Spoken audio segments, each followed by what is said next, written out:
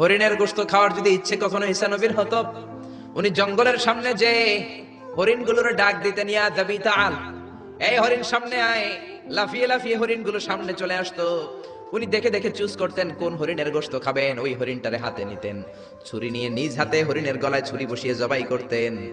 চামড়াটা কেটে কেটে গোশতগুলো আগুন দিয়ে ঝলসে ঝলসে বারবিকিউ করে খেতেন। কিন্তু হরিণের হাড্ডি খেতেন না। কি খেতেন না? গোশত খেতেন, হাড্ডি খেতেন না।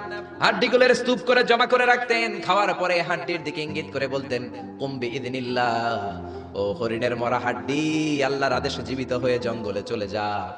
বলতে দেরি হতো, মরা হাড্ডি থেকে জীবিত হরিণ হয়ে জঙ্গলে যেতে দেরি হতো না।